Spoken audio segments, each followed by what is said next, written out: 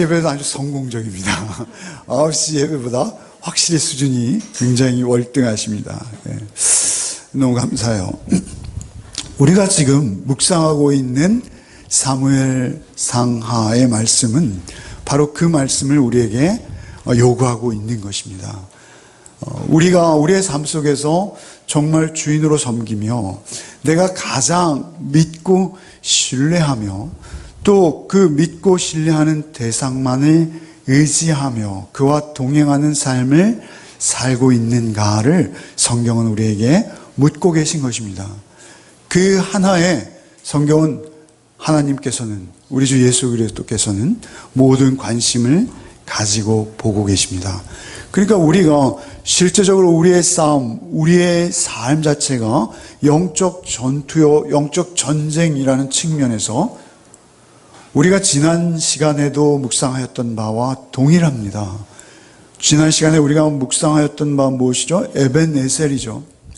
기도도 우리 집사님께서 너무 간절하게 적절하게 해주셨습니다만 실제 그 도움의 돌, 여호와께서 여기까지 우리를 도우셨다라는 그 위대한 고백, 그것은 누구에게 가능한 것입니까?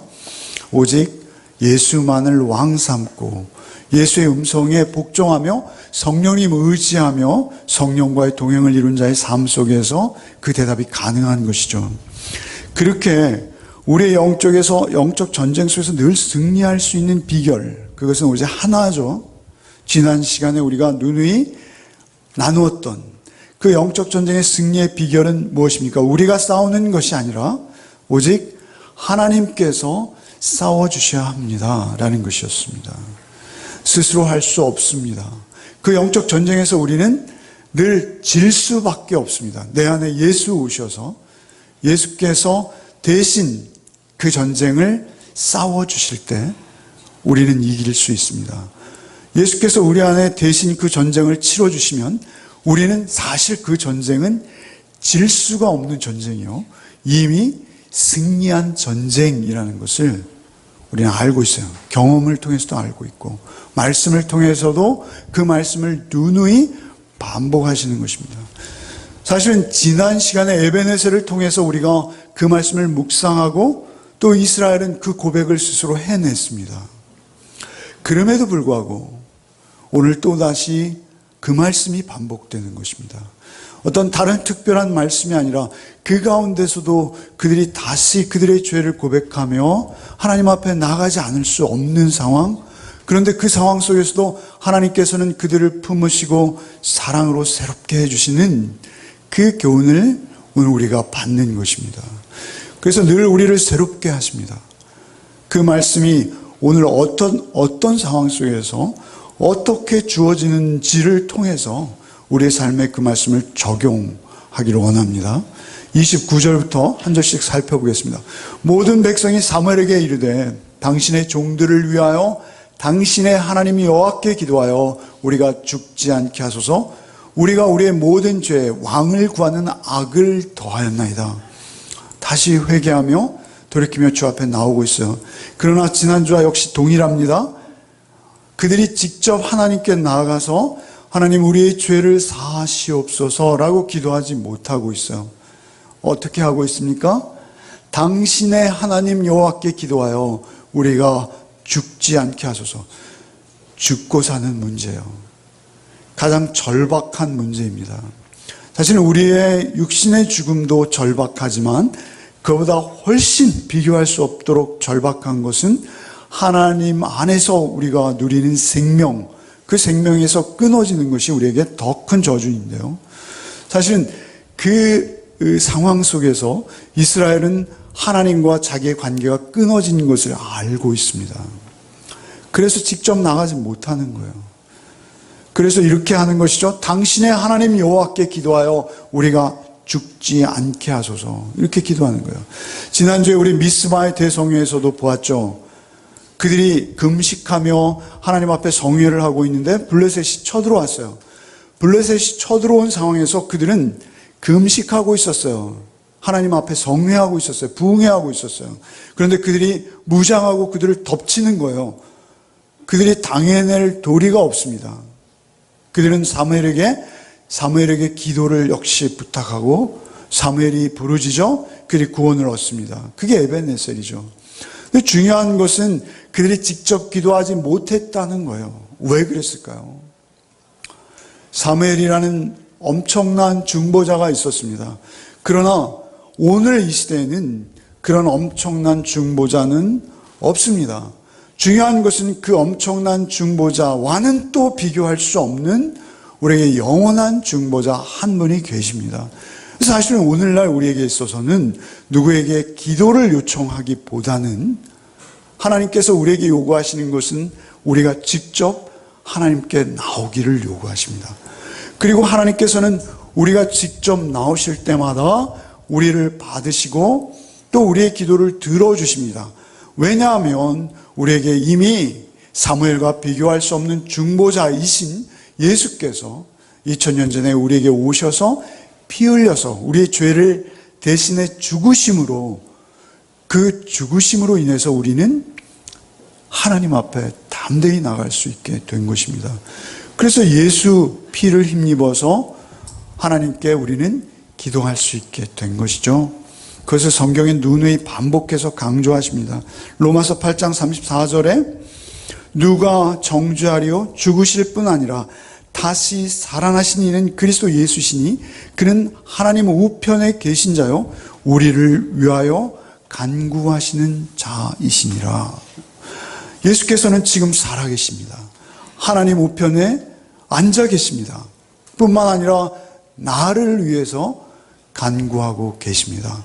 그것을 믿는 게 우리의 믿음이요, 그 믿음 있는 자가 하나님 앞에 나가서 기도할 수 있는 것입니다. 디모데전서 2장 5절 말씀에 하나님은 한 분이시니 또 하나님과 사람 사이의 중보도 한 분이시오 곧 사람이신 그리스도 예수시라, 이렇게 말씀하시는 거예요. 우리의 중보자는 이제 사무엘이 아니요 예수이십니다. 그래서 우리는 성령을 의지하고 예수의 이름을 빌려서 나가는 거예요. 요한일서 2장 1절에 만일 누가 죄를 범하면 아버지 앞에서 우리에게 대언자가 있으니 곧 의로우신 예수 그리스도시니라. 우리가 죄를 범하면 우리가 우리의 죄를 자복하며 나가는 것으로 우리는 우리의 죄를 고백하지만 실제적으로 그 죄를 대신 고백하고 그 죄를 대신 사함 얻게 하시는 영원한 가장 강력한 중보자인 예수가 우리 가운데 계십니다. 그래서 우리는 그 예수를 믿고 하나님 앞에 나가서 간구할 수 있는 것입니다. 그 예수는 우리의 대언자다. 우리에게 대언자가 있으니 곧 의로우신 예수 그리스도. 이 대언자라는 단어가 여러분 성경의 헬라어로 보면 파라클레이토스입니다. 파라클레이토스 누구세요? 보혜사이십니다. 파라클레이토스 동일한 단어예요. 보혜사, 곧 성령이십니다. 성령은 우리의 대언자이세요. 우리에게 빌 바를 알게 하시고요, 오히려 우리에게 빌게 하시고 간구하게 하시고 그 간구마저도 하나님 앞에 직접 상달되도록 하나님께서 들으시도록 해주시는 성령이십니다. 그 성령이 계시기 때문에 우리는 기도하면서도 하나님께서 지금 듣고 계신 것을 확신할 수 있게 되는 것입니다. 그러니까 여러분, 우리의 기도는 강력합니다. 왜요? 성령이 함께 하시기 때문에 그렇습니다. 그 성령은 바로 나를 위해 피 흘리신 예수요, 그 보혜사, 대언자로서 나를 돕는 자, 내 옆에 계신 분, 항상 나를 떠나지 아니하시는 분으로 성령으로 우리 안에 거하셔 계십니다. 그 예수를 믿고 우리가 구하는 것이죠. 히브리서 7장 25절 그러므로 자기를 힘입어 예수를 힘입어 하나님께 나아가는 자들을 온전히 구원하실 수 있으니 이는 그가 항상 살아서 저희를 위하여 간구하심이라 말씀하십니다. 담대하게 하나님 앞에 날마다 간구하십시오. 하나님께서는 우리의 어떠한 죄도 사실 수 있습니다. 예수 그리스도를 통해서 우리에게 약속하셔서 우리가 수요일 날 묵상하는 에베소 3장 12절 우리가 그 안에서 그를 믿음으로 말미암아 담대함과 하나님께 당당히 나감을 얻느니라 고백하는 거예요. 역시 에베소 2장 18절 말씀에 이는 저로 말미암아 우리들이 한 성령 안에서 아버지께 나아감을 얻게 하려 하십니다. 성령께서 나와 함께 하시기에 우리는 그 피를 힘입어 당당하게 하나님 앞에 나가는 거예요. 주님, 또 제가 넘어졌어요. 주님, 저를 불쌍히 여겨 주옵소서. 이게 우리가 악을 떠나게 하는 거예요. 그렇게 나아갈 때 우리는 날마다 승리하는 거예요. 예수의 이름으로 구하기만 하면 내 이름으로 구하는 모든 것 다 들어주시겠다. 성경이 일관되게 우리에게 반복해서 하시는 말씀입니다.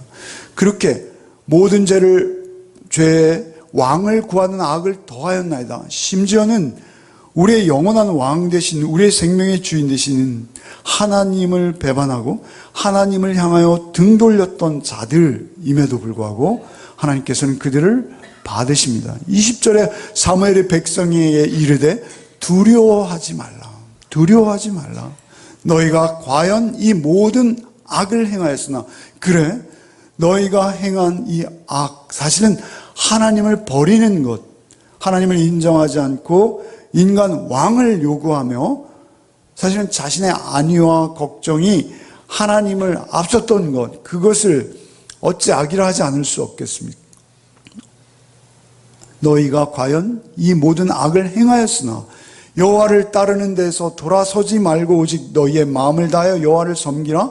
돌아서서 유익하게도 못하며 구원하지도 못하는 헛된 것을 따르지 말라. 그들은 헛되니라. 중요한 것은 세상 왕을 말하는 것이죠. 세상이 우리에게 헛되지만은 않습니다. 눈에 보이기에 그렇습니다. 그리고 세상이 우리에게 주는 것들이 너무나 크고 놀랍습니다. 그것을 부인할 자가 누가 있겠습니까? 그리고 세상의 것들이 우리에게 필요합니다. 우리의 생존을 위해서는 또 그것들이 어느 정도 수준에서는 필요한 건 맞습니다. 그러나 중요한 것은 그것은 영원하지 못합니다. 그것은 잠깐입니다. 이 땅에서 우리는 고통과 광야의 길을 걷고 있습니다만 실질적으로 우리가 고생이 굉장히 더한 사람과 굉장히 모든 것을 다 가진 사람의 차이는 그렇게 크지 않습니다. 중요한 것은, 우리에게 있어서 가장 중요한 것은 우리에게 영원한 소망뿐입니다. 성경에서 특별히 하나님께서 우리에게 주시는 것은 무엇입니까? 우리가 영원한 그 나라를 소망하고 그 나라를 실제하는 아버지의 나라로 바라보며 이 땅을 사는 것보다 더 큰 기쁨은 없기에 그렇습니다. 그래서 우리에게 있어서 헛된 것을 따르지 말라. 그것들은 헛되다라는 말씀은 영원하지 않다. 너희가 잠깐 거치는 것일 뿐이다 라고 우리에게 항상 기억시키시는 것입니다. 기억시키시는 거예요.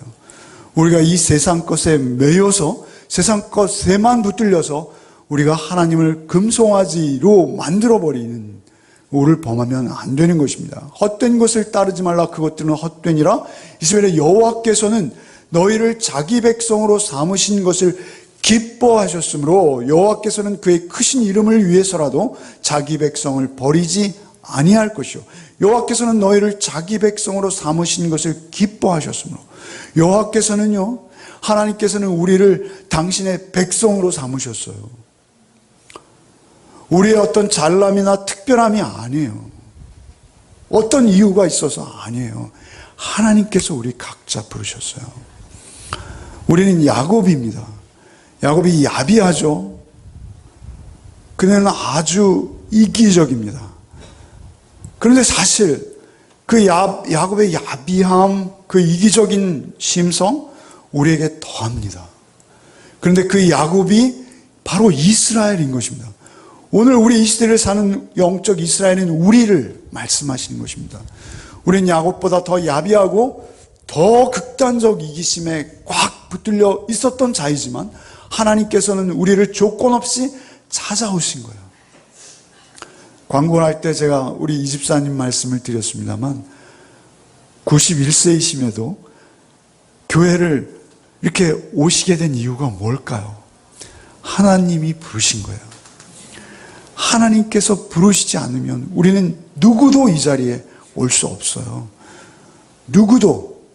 심지어 저도 제가 이 자리에 서 있는 이유는 여러분보다 특별하거나 잘난 구석이라고는 전혀 없습니다. 오히려 여러분보다 더 밑바닥까지 내려가 봤기에 하나님께서 저를 잠깐 쓰시는 것일 뿐일 수 있습니다. 중요한 것은 우리에게서 더 나음이나 더 높음은 없습니다. 오직 하나님께서 우리를 부르시기를 기뻐하신 거예요. 너를 안 부르고 나를 부르신 것에 우리는 감사해야 돼요. 여기 이렇게 말씀하죠. 여호와께서는 너희를 자기 백성 이스라엘 삼으신 것을 기뻐하셨다. 하나님이 우리를 기뻐 부르셨어요.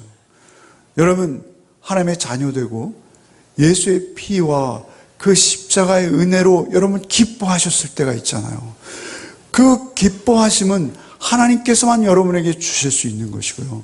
그 기쁨으로 여호와께서는 너희를 자기 백성으로 삼았다, 기뻐하셨다. 여호와께서는 그의 크신 이름을 위해서라도 자기 백성을 버리지 아니할 것이다. 참으로 우리가 하나님의 백성이 맞다면요, 하나님의 이름은 거룩하십니다. 하나님의 이름은 영원하십니다. 그분의 이름은 우리가 범접할 수 없습니다. 그러나 그 이름을 위해서 하나님께서는 우리를 부르신 이상 그 이름에 합당한 삶을 주시겠다 약속하시는 것입니다.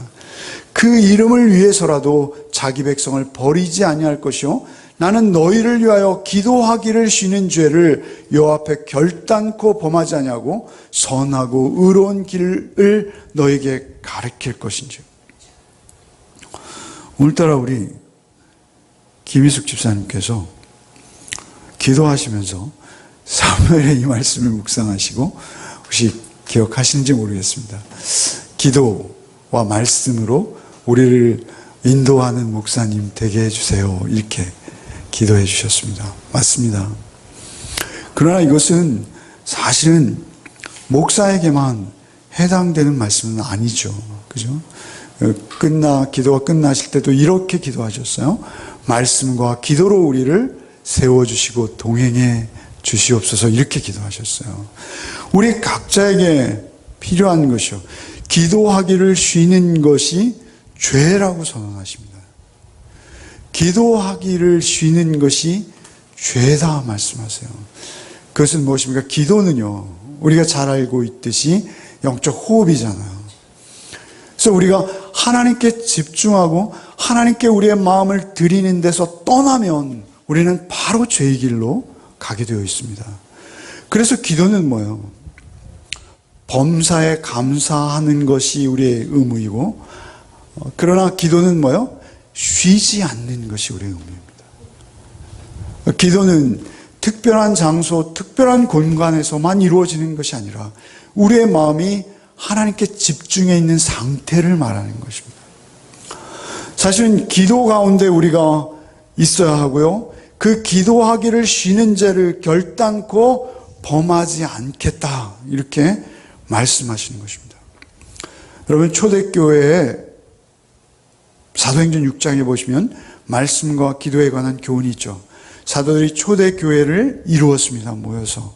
그리고 그들이 하기 시작한 일이 무엇이냐면요, 과부들, 날마다 굶주림에 빠지기 쉬운 그 소외된 과부들에게 양식을 나눠주는 일이었어요. 양식을 나눠주다 보니까 어떤 일이 생겼어요?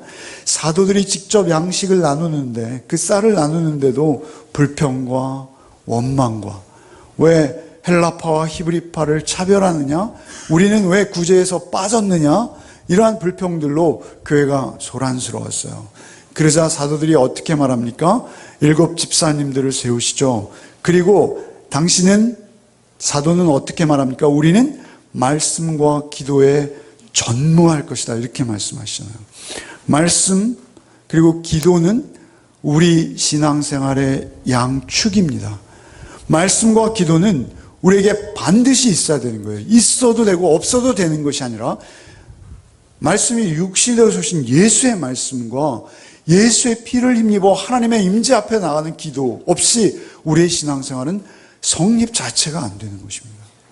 그러니까 우리에게 있어서 가장 중요한 건 말씀과 기도에 전무하는 것이에요. 목사도 역시 마찬가지입니다. 여러분의 말씀을 전하기 위해서만 말씀을 보다가는 저는 아무것도 아닙니다. 우리가 잘 아는 고아의 아버지라고 널리 알려진, 그리고 기도의 사람 조지 뮬러라는 분의 책에 그분이 이런 고백을 하셨어요. 제가 잠깐 읽어드리겠습니다.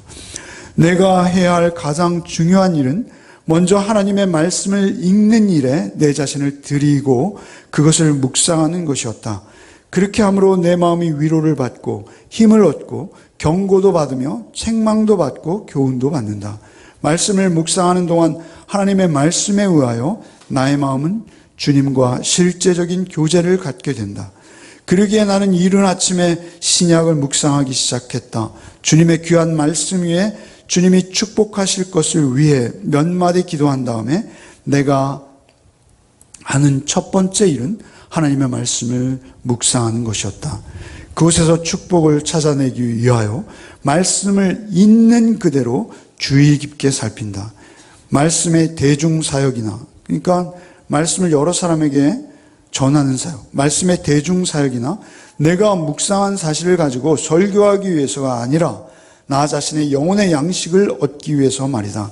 그렇게 함으로써 거의 예외 없이 발견한 것은 단 몇 분이 지난 후 나의 영혼이 자백이나 감사나 중보 혹은 간구를 하게 된다는 것이다. 그때 내가 기도하려 애쓰지 않았고 다만 묵상하는 데에도 그것은 즉시 기도로 바뀌어 있는 것을 발견한다. 이렇게 기록하고 있습니다. 말씀과 기도는 떼어놓을 수 없습니다. 말씀 없이 기도하면요, 신비주의에 빠집니다. 오히려 그 기도는 알지도 못하는 기도가 될 뿐만 아니라 하나님과 상관없는 기도일 수 있습니다. 중요한 것은 기도는 말씀은 기도와 함께 역사합니다. 중요한 것은 말씀을 먼저 묵상해도 기도로 끝나게 되고요. 여러분이 기도하신다 할지라도 기도 가운데는 반드시 말씀의 역사가 있고요. 주님의 음성을 듣게 되는 것입니다. 새벽에 우리가 나와서 말씀 묵상하고 그리고 기도하는 것이지 그냥 기도하는 거 아닙니다. 중요한 것은 우리 큐티도 마찬가지예요. 여러분, 큐티가 여러분의 양식입니다. 과부들이 구제에 빠져서 사실은 그날 일용할 양식을 구하는 것도 중요하지만 사도들이 그렇게 말했던 이유는 무엇이죠? 그들에게 불평과 원망과 시비가 있었던 이유는 무엇이죠? 그것은 사도들이 불공정했기 때문일까요? 아닙니다. 사실은 모든 면에서 사도는 공정하게 했을 거예요. 그들이 욕심이 있지 않습니다. 그럼에도 불구하고 그런 고백들이 나왔던 이유는 그들이 말씀과 기도 앞에 바로 서지 못하는 모습들이 섞여 있을 수 있다는 것입니다. 심지어는 초대교회 때도 그렇다는 것입니다. 우리가 말씀과 기도에 전념해야 합니다. 말씀과 기도에 전무해야 합니다. 우리 모두의 의무이요. 우리가 그 말씀과 기도에 전무하지 않을 때 그것은 바로 죄로 연결되는 것입니다. 그것 자체가 죄가 된다. 기도하기를 쉬는 죄를 범하지 않겠다라고 말씀하는 것입니다. 우리가 지난 시간에 에베네셀을 경험했는데 또 이 말씀을 그리 듣고 있는 것을 우리는 기억해야 합니다. 24절 보십시오. 너희는 여호와께서 너희를 위하여 행하신 그 큰 일을 생각하여 오직 그를 경외하며 너희의 마음을 다하여 진실이 섬기라. 만일 너희가 여전히 악을 행하면 너희와 너희 왕이 다 멸망하리라. 경고하십니다. 사실 이 경고의 말씀이 우리에게 깊이 새겨져야 할 것이죠. 너희는 물론이요, 너희의 왕도 멸망할 것이다. 그런데 이 말씀은 불행하게도 그들에게 그대로 실현되는 것을 우리가 사무엘상 마지막 장에 확인할 수 있습니다. 사무엘상 마지막 장 6절에 보면 사울과 그 세 아들과 병기든 자와 그의 모든 사람이 다 그날에 함께 죽었더라. 이렇게 기록하고 있습니다. 그 죽는 죽음이 무엇이었습니까? 자살이었습니다. 스스로 자신의 칼 위에 엎드려져 죽는 비극적 저주스러운 죽음을 면할 수 없었습니다. 왜 그랬습니까? 사울이 전쟁에 한 번 졌다 해서 그의 인생이 끝난 것이 아닙니다. 전쟁에 나가서 이길 수도 있고 질 수도 있는 것입니다. 아니, 더 극심한 도망자로서 대적에게 피해서 대적의 문짝을 침을 흘리며 긁으며 미친 척하면서라도 그의 생명을 유지해야 했어야 합니다. 그런데 왜 그가 그렇게 쉽게 자신의 생명을 포기했을까요? 그것은요, 기도하지 않는 것입니다. 그가 홀로 있는 거예요. 그가 교만한 거예요. 그가 스스로 할 수 있다라고 여기는 것입니다. 중요한 것은 우리에게 있어서 무엇입니까? 하나님께 나아가서 구하는 거예요. 특별히 이렇게 말씀하세요. 너희는 여호와께서 너희를 위하여 행하신 그 큰 일을 생각하여. 그러니까 우리가 기도할 때 항상 우리가 그 밑에 우리 기도의 뿌리가 무엇입니까? 하나님께서 우리를 향하여 행하신 그 큰 일이 우리에게 기초가 되는 것입니다. 그래서 우리는 하나님 앞에 당당히 나갈 수 있다라는 사실입니다. 이것은 출애굽 사건을 말하는 것이기도 하고요. 또 어린 양 되시는 우리 주 예수 그리스도를 말하는 것이기도 합니다. 그러나 오늘 이 상황과 정황 속에서 조금 다른 의미가 있습니다. 그 출애굽과 어린 양의 사건이 있게 하신 하나님 존재 자체입니다. 그러니까 하나님의 임재 앞에 우리가 나가는 것. 사실 이 말씀을 묵상하면서 떠오른 말씀은 요한일서 4장 10절입니다. 요한일서 4장 10절에 이렇게 말씀하세요. 사랑은 여기 있으니 우리가 하나님을 사랑한 것이 아니요 오직 하나님이 우리를 사랑하사 우리 죄를 위하여 화목제로 그 아들을 보내셨습니다. 화목제로 그 아들을 보내신 사건 이전에 무엇이 있었어요? 우리가 하나님을 사랑한 것이 아니라 하나님이 우리를 사랑하사, 내가 하나님을 먼저 알고 인정하며 사랑하며 나아갔던 것이 아니란 말입니다. 하나님께서 나를 사랑하사 아무 조건도 없이 거저 주시는 은혜로 나를 향해 찾아오신 거예요. 일방적으로. 그 찾아오신 하나님의 은혜로 말미암아 우리는 나아갈 수 있는 거예요. 오직 너희는 여호와께서 너희를 위하여 행하신 그 큰 일. 뭐요? 여호와께서는 너희를 자기 백성 삼으신 것을 기뻐하셨던 그 일. 바로 그 일이 우리에게 먼저 있었기에 우리는 하나님 앞에 나가는 것입니다. 우리의 모든 전쟁은 하나님이 함께 하시는가, 하나님이 함께 하시지 않는가에만 우리의 전쟁에 승패가 있습니다. 오직 우리 중보자이신 예수 그리스도를 통해서 우리가 기도로 늘 하나님께 대화를 청하는 것입니다. 그것이 우리의 승리의 비결입니다. 돌아온 탕자 이야기를 갑자기 드려서 죄송한데요. 돌아온 탕자, 엉뚱하게 저는 이런 생각이 들더라고요. 저희 가족들은 1부 예배를 드리니까요. 2부 예배는 좀 자유스럽습니다. 저희 아들과 저의 관계에서 가장 중요한 게 뭘까요? 대화할 수 있다는 거예요. 그가 어려움에 처하면 저는 그에게 일방적으로 많은 말을 할 수 있어요. 그러나 그가 진심 어린 말로 저에게 한마디 하는 건 굉장히 어렵습니다. 여러분, 돌아온 탕자에서 집 나간 아들의 문제가 뭘까요? 그것은 아버지의 사랑을 모르는 것입니다. 집에 있는 아들도 문제가 무엇일까요? 집에 있는 아들도 아버지와의 관계의 문제입니다. 집을 나간 아들도 관계의 문제입니다. 집을 나갔다가 돌아온 아들, 돌아온 탕자는 이제 아주 잘 살았을까요? 모범적으로 실수 한 번 안 하고 아버지의 마음을 조금 더 아프게 해드리지 않고 성공적인 인생을 쭉 계속 살았을까요? 그렇진 않았을 겁니다. 그가 또 넘어졌을 거예요. 그러나 중요한 것은 그 이전과 달랐습니다. 아버지의 사랑을 알고 확인했기 때문에 아버지에게 나갈 수 있는 거예요. 아버지, 저 또 넘어졌네요. 아버지, 저 정말 힘들어요. 용돈이 궁해요. 돈 좀 주세요. 예. 아버지, 저 사실 이런 게 필요해요. 아버지, 저 사실 지금 너무 강팍해요. 힘들어요. 아버지, 저 관심 있으시죠? 절 보고 계시죠? 절 사랑하시죠?까지 물어주기는 참 어렵습니다.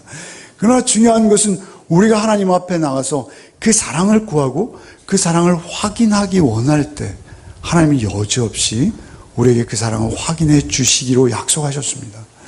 그래서 우리는 하나님과의 관계 속에서 하나님 앞에 나아갈 수 있는 기도가 우리의 승리의 비결이고, 우리가 그 무수한 영적 전쟁 가운데서 우리가 승리할 수 있는 유일한 통로, 유일한 길이 있다면 예수의 피를 힘입어 하나님의 임재 앞에 담대히 나가는 것이요, 하나님이 나와 함께 해주시는 그 상황인 것입니다. 그것을 늘 잊지 마시고 그 사랑 안에 거하시는 복이 저와 여러분에게 있기를 바라는 것입니다. 사울이 했던 실수가 무엇이죠? 금요일날 우리가 나누었어요. 14장 우리가 사실 토요일 주일 본문인데요. 14장은 요나단과 사울을 비교하는 것입니다. 요나단으로 시작해서 사울로 끝나죠. 요나단은 사실은 기도가 우리의 삶의 태도라고 말씀드렸죠. 요나단은 이렇게 말합니다. 요나단이 이스라엘은 600명밖에 되지 않고 적군은 해변의 무리와 같아요. 그런 상황에서 하나님께 이렇게 여쭙니다. 14장 6절 후반절이죠. 여호와께서 우리를 위하여 일하실까노라. 여호와의 구원은 사람의 많고 적음에 달리지 아니하였느니라. 이렇게 고백하고요. 그리고 이렇게 말합니다. 10절에 보시면 그들이 만일 말하기를 우리에게 올라오라 하면 우리가 올라갈 것은 여호와께서 그들을 우리 손에 넘기셨음이니 이것이 우리에게 표징이 되리라. 이것은 무엇입니까? 이것은 요나단이 하나님께 기도했다는 것입니다. 그래서 저 블레셋 군인들이 이제 그 블레셋 군인들 앞에 요나단과 무기 든 자가 모습을 드러내면 그들이 야, 절벽 위에 있어요. 지금 블레셋은 절벽에서 야, 한번 올라와 이렇게 말할 수도 있고 또 다른 말을 할 수도 있죠. 그죠? 야, 너희가 감히 우리의 대적이 되니? 이런 말도 할 수 있고 여러 가지 말들이 있을 수 있겠죠. 야, 저들이 구멍에서 나왔다. 겁을 상실했네? 이런 말도 할 수 있고 여러 가지 말이 있겠지만 그들이 만약에 야, 올라와봐. 너희들에게 용기가 있어? 이런 식으로 도전해 온다면 제가 하나님의 표징, 사인이라는 말이죠. 하나님의 표징으로 알고 제가 올라가겠습니다. 제 무기를 제 허리에 차고 손발을 사용해서 기어오르겠습니다. 하나님의 표징이기에 제가 기어오르는 동안 제가 죽임을 당하지 않을 뿐만 아니라 저 대적들을 크게 무찌르게 하실 줄 믿습니다. 하나님의 구원은 우리의 수에 많고 적음에 있지 않은 것을 제가 알고 있습니다. 이렇게 고백하고 하나님과 교제하며 교통하는 관계 속에 요나단은 있었습니다. 그런가 하면 사울은 어떤가요? 사울은 19절 한번 읽어보겠습니다. 19절 여러분이 이번에 한번 읽겠습니다. 읽어보겠습니다. 사울이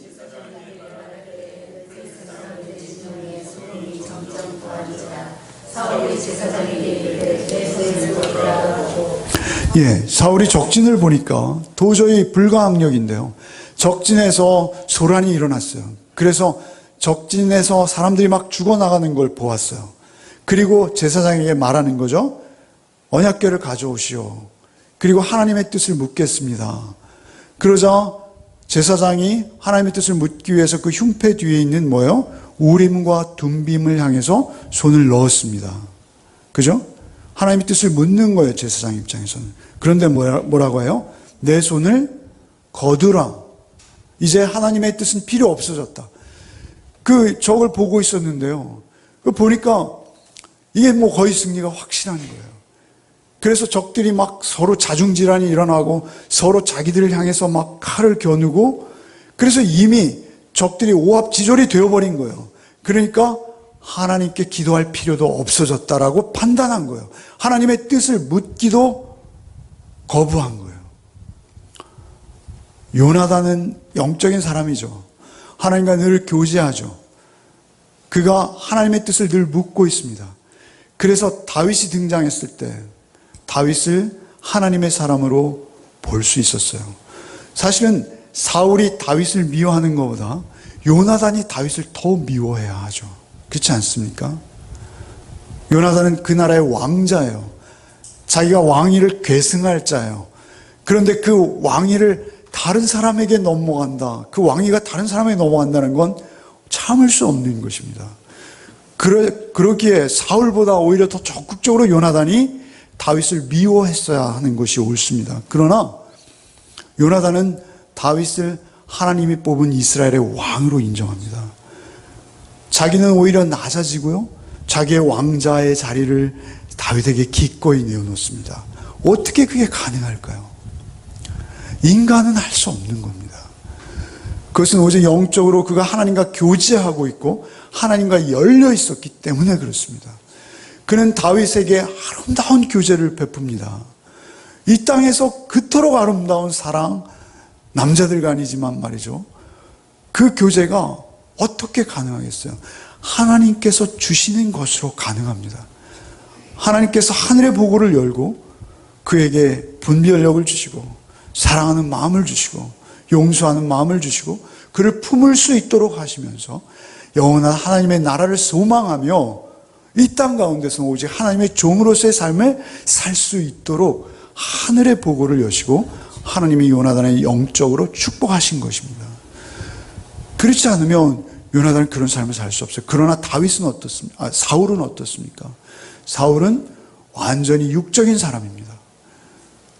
영적인 것은 전혀 볼 수 없어요. 영적인 요나단과 육적인 사울이 지금 14장에 비교되고 있는 것입니다. 그래서 다윗은 하나님의 사람에게 늘 전쟁을 할 때 올라가리까 말리까 수도 없이 등장하죠. 치리까 말리까, 좌로 행하리까 우로 행하리까. 그러나 사울은 하나님께 기도하는 적이 없어요. 성경 전체를 보십시오. 그가 하나님께 기름 부음 받을 때도 그의 사환이 오히려 사무엘에게 인도하죠. 그가 사무엘에게 직접 나간 것도 아닙니다. 그리고 그가 어떠한 전쟁을, 단을 쌓았다라는 한 번의 기록 이외에는 그가 하나님께 묻거나 기도했다는 적이 없어요. 오히려 나중에 무당에게 나가서 사무엘의 죽은 영을 불러오는 회개망측한 짓을 하고 있는 사울을 봅니다. 그러니까 우리가 말씀과 기도에 전무하지 않을 때 우리의 삶은 속절없이 무너지는 것입니다. 교만이죠. 내가 할 수 있다는 것입니다. 상황을 보고 그 상황이 나에게 유리하면 기도할 필요를 못 느끼는 것입니다. 그것이 저주입니다. 상황이 유리한 것이 오히려 그에게 저주인 것입니다. 여러분, 기도할 수 있는 게 우리의 가장 큰 복인 줄 믿으시기 바랍니다. 이사야서 57장 15절 말씀에 통회하고 마음이 겸손한 자와 함께 거하시나니 이는 겸손한 자의 영을 소송케 하며 통회하는 자의 마음을 소송케 하려 함이라. 역대하 7장 14절 15절 말씀에 내 이름으로 일컫는 내 백성이 그 악한 길에서 떠나 스스로 겸비하고 기도하여 내 얼굴을 구하면 내가 하늘에서 듣고 그 죄를 사하고 그 땅을 고칠지라. 이곳에서 하는 기도와 내가 눈을 들고 귀를 기울이려니와. 이렇게 말씀하세요. 기도하는 자에게 내 얼굴을 구하면 이렇게 표현하세요. 얼굴. 하나님은 얼굴 없으십니다. 하나님 영이세요. 그러나 얼굴이라는 표현은 무엇이죠? 하나님의 임재를 말하는 것입니다. 하나님과 얼굴을 마주한다는 것은 무엇이죠? 성령으로 충만해지는 것을 말하는 것입니다. 그렇게 성령으로 충만하기를 구하면 하나님께서 언제든지 우리에게 주시겠다 하시는 것이죠. 예수의 이름으로 구하라. 구하기만 하면 다 주겠다 하십니다. 여러분, 예수의 이름으로 구하기만 하면 다 받으십니까? 세상적인 건 말고요. 여러분, 우리가 잘 아는 누가복음 11장 9절로 13절 말씀, 내가 또 너에게 이르노니 구하라 그러면 너에게 주실 것이요 찾으라 그러면 찾을 것이요 문을 두드리라 그러면 너에게 열릴 것이니 구하는 이마다 받을 것이요 찾는 이가 찾을 것이요 들으는 이에게 열릴 것이니라. 너희 중에 아비된 자 누가 아들이 생선을 달라 하면 생선 대신 뱀을 주며 알을 달라 하면 전갈을 주겠느냐? 너희가 악할지라도 좋은 것을 자식에게 줄 줄 알거든 하면 너희 천부께서 구하는 자에게 성령을 주시지 않겠느냐. 성령을 주시는 거예요. 하나님께서 우리에게 임하셔서 성령의 충만한 은혜 가운데 있으면 나머지는 다 생기는 겁니다. 나머지는 하나님께서 예비하십니다. 우리에게 쓸 것, 우리의 일용할 양식, 우리가 구하지 않아도 하나님께 미리 하시고 미리 다 준비하고 계십니다. 사실은 우리에게 있어서 구하지 않는 것은 무엇입니까? 하나님의 임재입니다. 하나님의 임재는 오직 우리가 구하고 찾고 두드릴 때 성령께서 우리에게 임하셔서 살아계신 하나님 우리 안에 거하십니다. 살아계신 하나님이 우리 안에 거하시면 그 외에 이 땅에서 우리에게 부러울 것은 없습니다. 하나님이 우리 안에 거하시면 우리는 다 얻은 거예요. 초막이나 궁궐이나 그 어디나 하나님의 나라인 것입니다. 우리가 사는 그곳이 바로 하나님의 나라인 것입니다. 여러분들에게 이 책을 한 권씩 나눠드렸죠. 하나님의 임재연습. 그죠? 다 가지고 계시잖아요. 제가 한 구절만 읽어드리겠습니다. 한번 읽어보시고 휙 넣어놓으셨죠? 어디 있는지 집에서 이 책 드렸지만 생각이 가물가물하시죠? 그래서 제가 늘 손때를 묻히며 이 책을 읽고 있습니다. 제가 한번 그 구절을 읽어드리겠습니다. 로렌스라는 분이죠. 수사예요. 배운 게 없어요. 그래서 수대원에 들어갔을 때 그분이 할 수 있는 일은 음식 만드는 것, 구두 수선하는 것. 그 정도였어요. 그분이 이렇게 고백합니다. 큰 일만 해야 할 필요는 없다. 나는 프라이팬에 작은 계란 하나라도 하나님을 사랑하는 마음으로 뒤집는다. 그 일도 다 끝나 더 할 일이 없으면 나는 바닥에 엎드려 하나님을 경배한다. 내가 그렇게 할 수 있는 것도 그분이 주시는 은혜 때문이다. 그리고 나는 그리고 나서 일어날 때면 나는 어느 왕보다도 더 만족감을 느낀다. 설사 내가 아무것도 할 수 없다 하여도 나는 하나님을 사랑하는 마음으로 방바닥에서 티끌 하나를 주워 올리는 것만으로 족하다. 부엌 바닥에 있는 그 티끌, 쓰레기 하나 주워서 납작 엎드렸다가 계란 하나를 붙이고 뒤집고 나서도 시간이 남으면 그렇게 하는 거예요. 그가 참으로 16세기, 17세기에 많은 수사들이 있었고요. 많은 교황들이 있었습니다. 그러나 그 로렌스 형제의 이 아름다운 고백은 오늘날 제 손에까지 들어와서 저의 손때를 묻히면서 제가 늘 힘이 없을 때마다, 예전 하나님의 임재를 구할 때마다 이 책을 꺼내서 읽을 수 있도록 저에게 신앙의 선배 역할을 오늘도 살아계셔서 해내고 계신 것입니다. 어떻게 이런 일들이 가능할까요? 그것은 성령께서 그의 생애에 간섭하시고 그의 생애에 내밀하게 늘 임재해 주셨기 때문에만 가능한 것입니다. 우리가 하늘의 보고를 열어야 합니다. 우리가 교만한 자, 패망의 선봉이요 넘어짐의 앞잡이입니다. 오직 우리가 하나님 앞에 성실하게 그 삶을 감당해내는 길은 날마다 기도하는 것입니다. 말씀하셨듯이 포도나무 대신 예수, 기도해 주셨듯이 포도나무 대신 예수 안에 우리가 늘 접붙여 있는 것이에요. 그래서 하늘로부터 주시는 놀라운 양식, 하늘로부터 주시는 놀라운 은혜, 그 사랑 힘입어야 해요.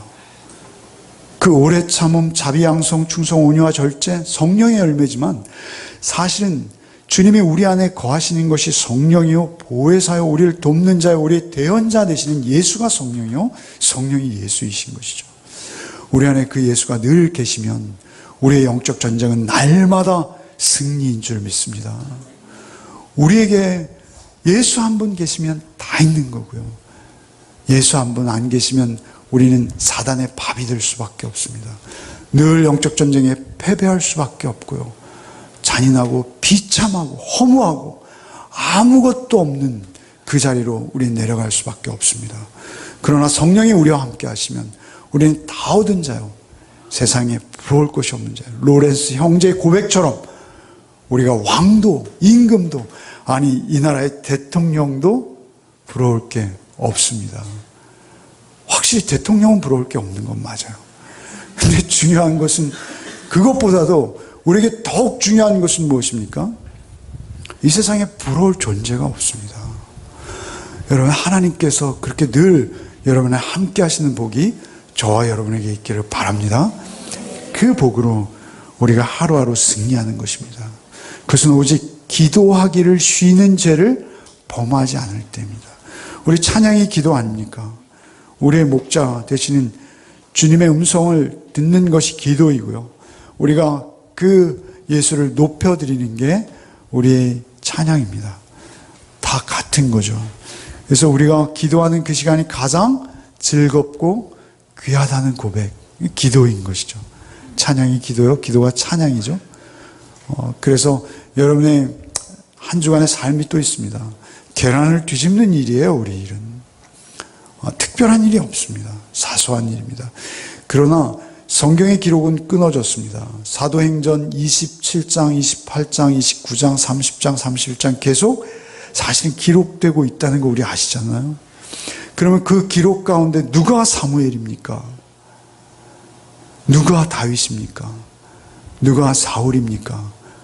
우리에게 다 그 역할이 있습니다. 내가 사울은 아닌지, 내가 요나단인지, 내가 사무엘인지 우리는 스스로 알 수 있습니다. 그것을 누가 알려주십니까? 말씀과 기도 가운데 얻을 수 있습니다. 기도하는 마음으로 찬양 드리시겠습니다.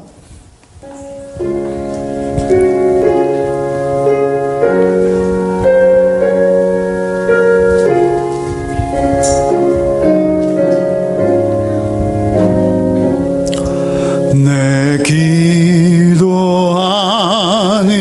그 시간 그때가 가장 즐겁다. 이 세상 근심 걱정에 얽매인 나를 부르사 내 진정 소원 주 앞에 낱낱이 바로 아뢰어 큰 불행 당해 슬플 때 나 위로 받게 하시네. 내 기도하는 그 시간 내게는 가장 귀하다. 저 광야 같은 세상을 끝없이 방황하면서